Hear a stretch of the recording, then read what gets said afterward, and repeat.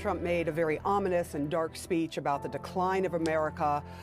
And while doing so, music began playing, and the music sounded exactly like a song called WWG1WGA, where we go one, we go all. The former president of the United States, who wants to be the next president, is now directly spreading the slogans of the conspiracy cult QAnon. Trump has posted or reposted more than 100 messages linked to QAnon since the beginning of the year.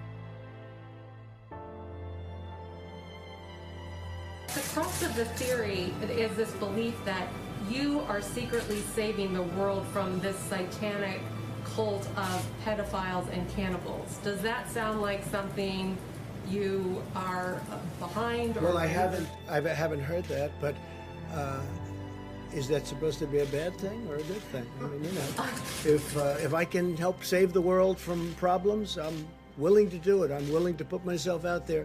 And we are, actually. QAnon. It is this theory that Democrats are a satanic pedophile ring and that you are the savior of that.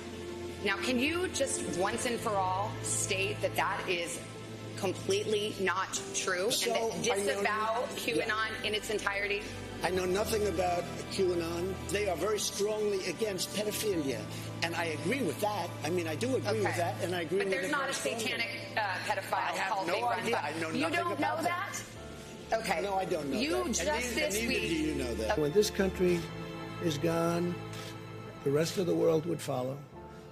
The rest of the world would follow. That's the importance of this country. On January 29, 2018, an Anon asked Q if Trump could work the phrase tip-top into his State of the Union speech as a shout-out to Anons. Instead, Trump said it at the 2018 Easter egg roll with the White Rabbit from Alice in Wonderland standing next to him. Keep this incredible house or building or whatever you want to call it, because there really is no name for it. It is special. And we keep it in tip-top shape. We call it sometimes tippy-top shape. And it's a great, great place. Q has used the phrase Alice in Wonderland in posts. Trump didn't just fulfill an Anon's request, he pointed at Q. An Anon requested a hashtag Obamagate tweet from Trump, and Trump posted Obamagate without the hashtag. On April 12, 2018, Q posted Twitter down. Exactly 1 year later, on April 12, 2019, Twitter went down. The same day that Twitter went down, the NSA posted a picture of a Q on their Twitter page. This is important because Q has referred to the NSA in posts. On November 8, 2017, Trump posted a picture on Twitter with everyone giving a thumbs up. When an image is posted on Twitter, it's given a random file name when it's uploaded. If you connect the tips of the thumbs, it makes a Q, plus the file name for the image says do it Q at the beginning and ends with a Q. Q used plus signs to represent the puppet masters in a post. The House of Saud, the Rothschilds, and Soros. On November 6, 2017 at 5:07:57 seconds, Q posted, "Nothing is random, everything has meaning, plus plus plus." 7 minutes later, Trump posted on Twitter and the tweet had plus plus plus at the end, just like the Q post. 50 minutes later, Trump tweets about Saudi Arabia. The plus plus plus in the Q post represented the House of Saud. On November 11, 2017, Q said that one side of the triangle had been removed, referring to Saudi Arabia, and that the other sides are falling. In the last few months, the Crown Prince, the now Crown Prince, Mohammed bin Salman, has consolidated power and pushed out several other leading candidates for the Saudi throne. The 32-year-old bin Salman has made public statements about not only fighting terrorism, but also modernizing Saudi Arabia and tackling corruption.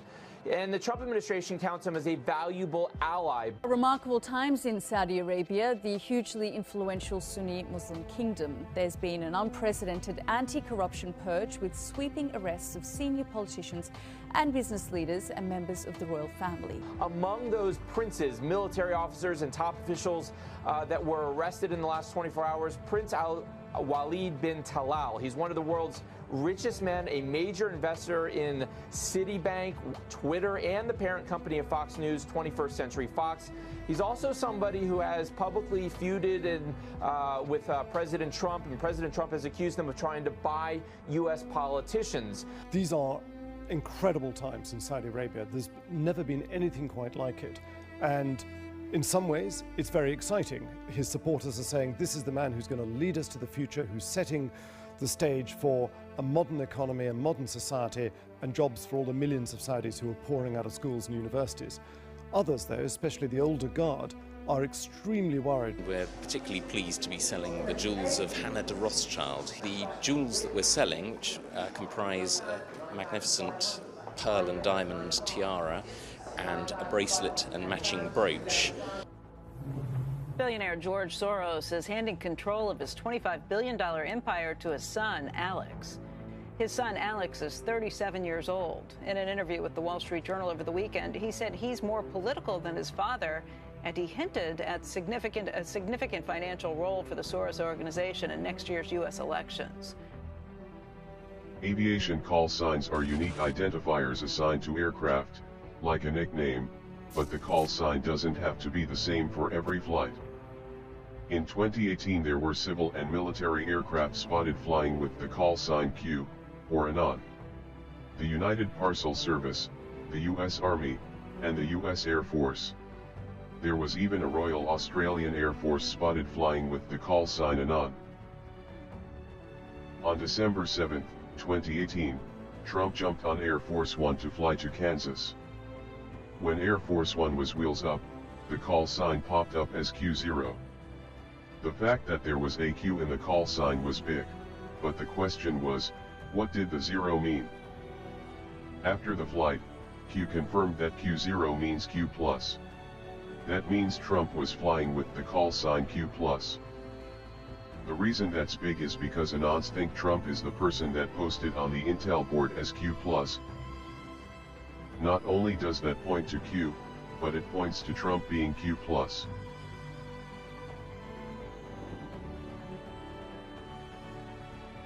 On October 2, 2018, Q posted 5347 by itself.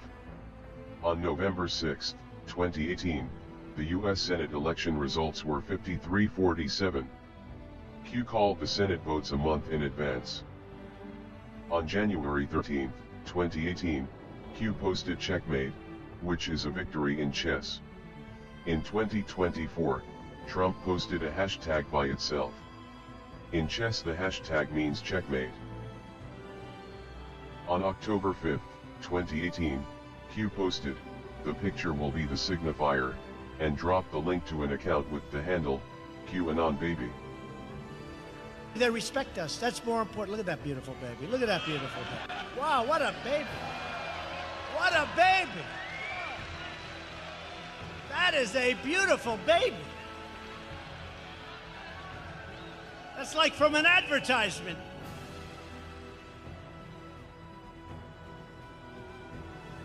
Look how happy that baby is. So beautiful. Thank you, darling. That's really nice. It's a great thing. Is that your husband? That's a great thing. Thank you. Congratulations, husband. Man. What a picture. But we're going to have the country all set.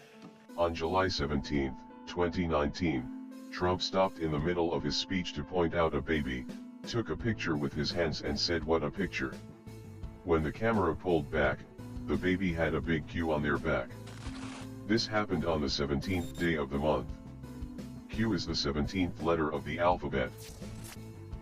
On October 10, 2019, Trump posted a video on Twitter.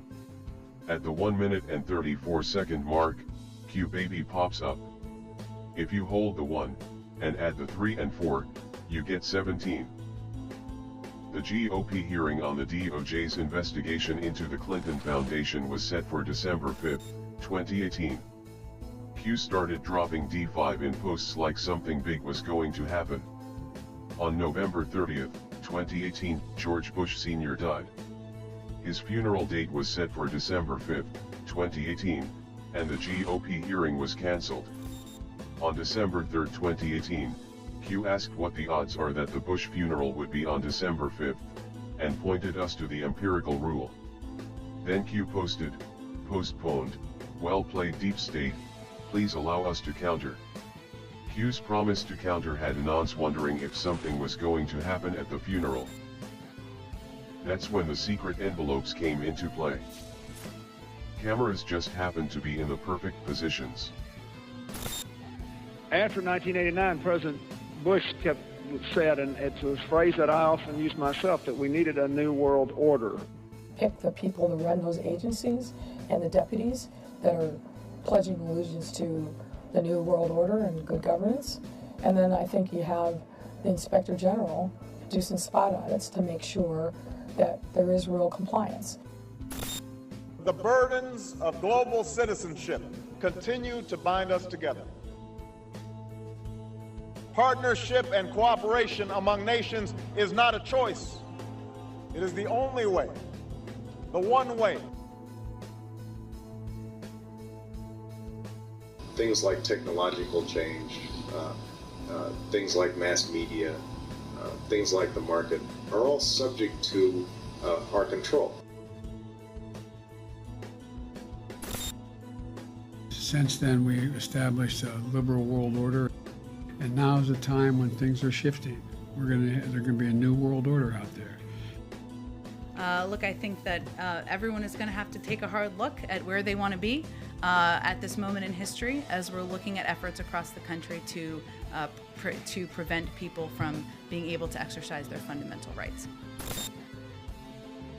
The chair declares the joint session dissolved. Where's the concern for the United States in that? Well, it's not my concern.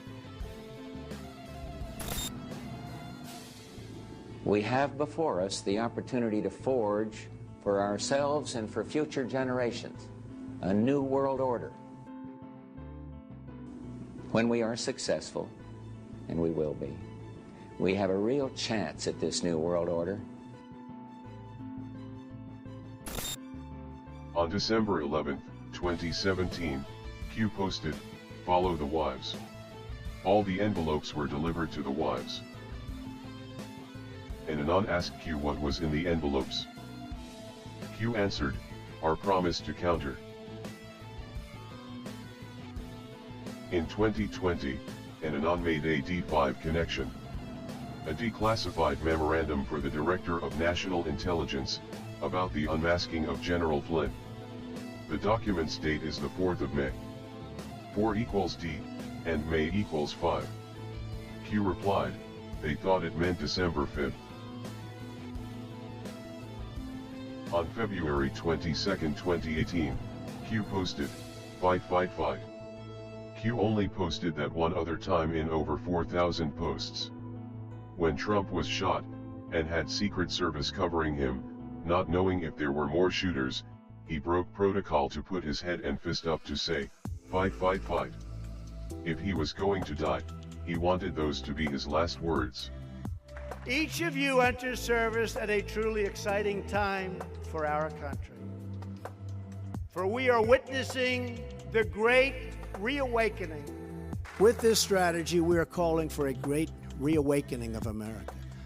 Now we are calling for a great reawakening of nations, for the revival of their spirits, their pride, their people, and their patriotism. On September 19, 2017, Trump called for a great reawakening of nations in his UN speech. On October 6, 2017, Trump said it was the calm before the storm, and on October 28, 2017, Q dropped the first post. You guys know what this represents? Well, maybe just the calm before the storm. What's the stormy? Could be calm before the storm. What storm is We have the President? world's great military people in this room, I will tell you that. And we're going to have a great evening. Thank you all for coming. Thank you. What storm, Mr. President? You'll find out. You guys know what this represents?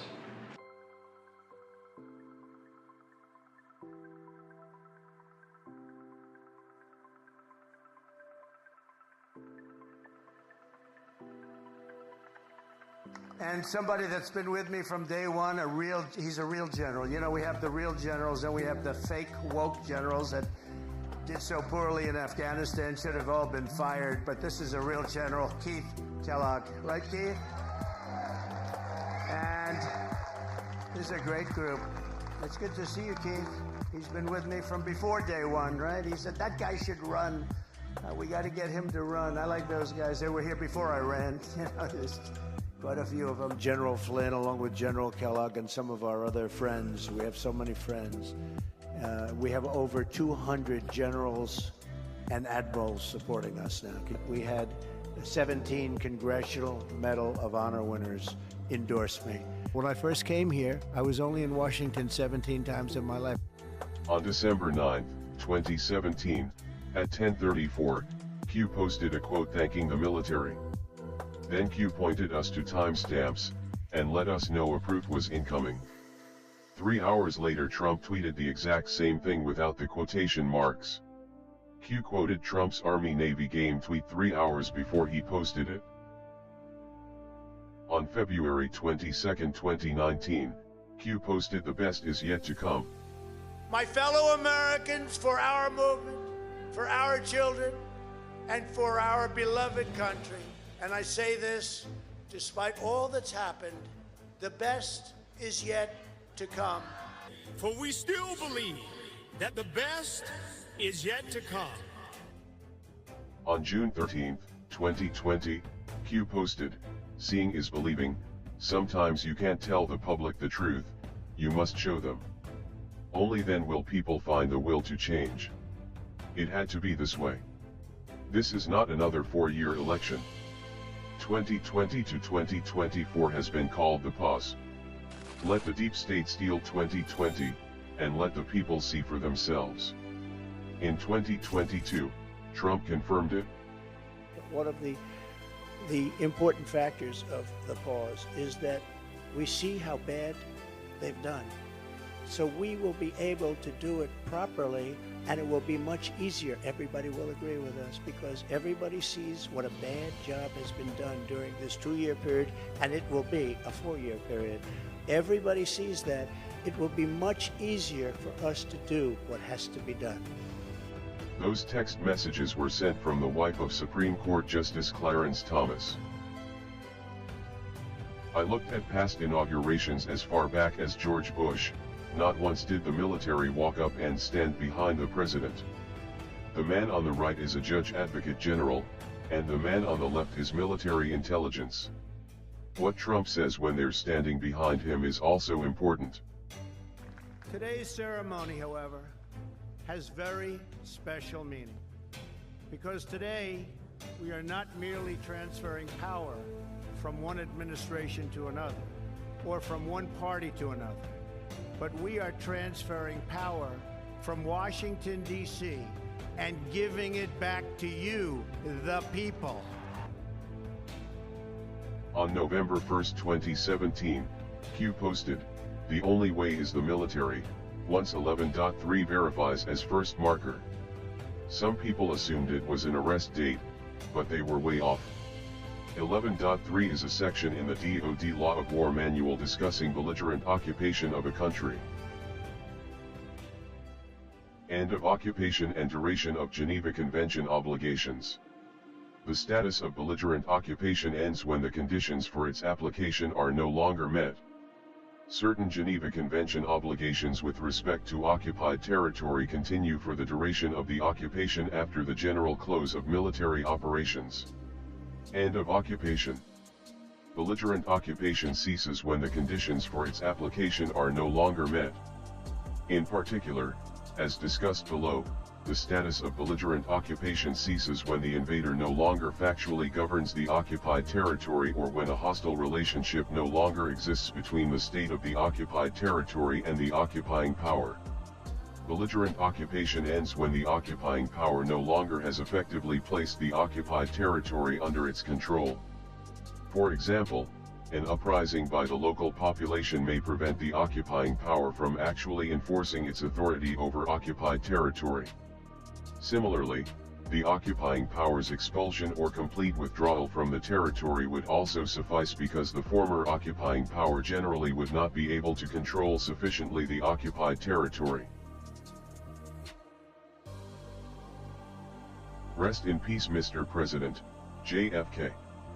Through your wisdom and strength, since your tragic death, patriots have planned, installed, and by the grace of God, activated the beam of light. We will forever remember your sacrifice. May you look down from above and continue to guide us as we ring the bell of freedom, and destroy those who wish to sacrifice our children, our way of life, and our world. We, the people. This has never been attempted before. The use of the general public to counter the propaganda pushed by the controlled media. Analysis indicates that situational awareness of the general public is expanding at a massive pace. Attacks indicate the loss of generalized information control by the mainstream media, military, and civilian alliance.